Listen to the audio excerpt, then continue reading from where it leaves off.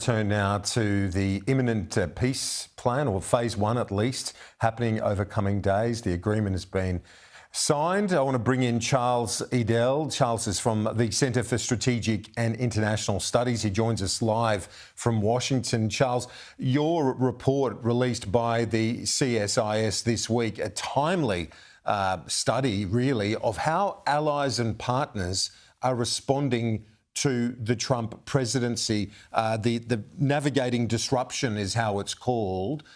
And the disruptor is having an impact as we speak right now in the Middle East with this breaking news over the last hour or two, Charles.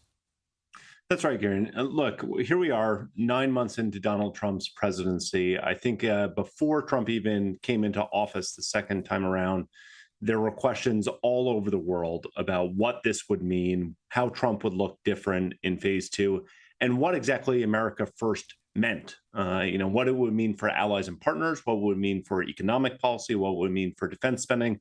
So this report, which we just put out this past Monday, took a look at this globally. And as Kieran, you just alluded to, there are lots of implications to a Trump foreign policy that is untethered to some of the previous approaches to American foreign policy. And we're seeing one of the results of that play out as we watch the news unfold from the Middle East right now. Yes, it is extraordinary. And I want to ask you about the flow-on effect of the Trump disruption for our region, because you are the inaugural Australia chair of the Centre for Strategic and International Studies. So I want to get your prism from Australia and the Indo-Pacific. But first, on the Middle East itself, throwing out the rule book, driving this peace process himself personally by the looks of everything we've seen over recent days, there's so much of this that just really, it goes against the diplomatic norms of many decades. Well, it's true. And actually, in the Middle East, I think we can see in many ways there's a lot of continuity between the first Trump turn in office, where the Abraham Accords, which he pushed forward, really did have diplomatic breakthrough. I mean, I think the most interesting thing that we look at the Middle East, where our report talks about this as well, is that the Middle East is in the midst of not just a war between Israel and Hamas in Gaza, but a complete reordering of the region, which we've seen play out over the last year, which has implications obviously with Iran, with what's happening in Syria, and of course in Palestine itself.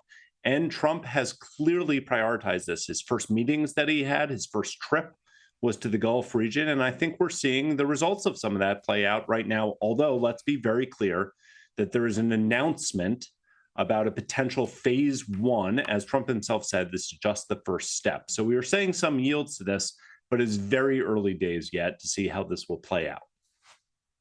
We will be watching it closely for a number of reasons, including the fact that our Prime Minister will be there a bit over a week from now for that much anticipated meeting at the White House. Your analysis has looked at how the world is adjusting to Trump Mark II. We're seeing the very clear effects in the Middle East.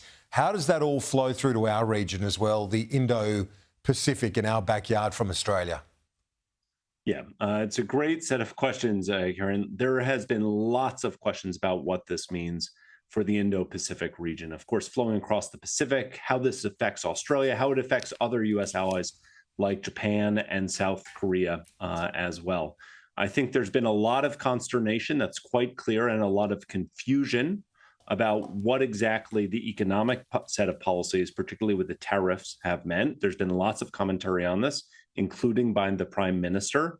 But now that we see that the economic policies are more or less set, that there's a new approach to energy, and clearly there is intense pressure on allies and partners to do more than they have in the past, not simply because Donald Trump demands this, but because the security environment has changed. We're beginning to see that play out region by region. There is no doubt that when Prime Minister Albanese is here in Washington in just over a week's time, that they're going to be talking about critical minerals. They're going to be talking about defense equities. They're going to be talking about how the United States and Australia will continue to cooperate. And of course, AUKUS will come up.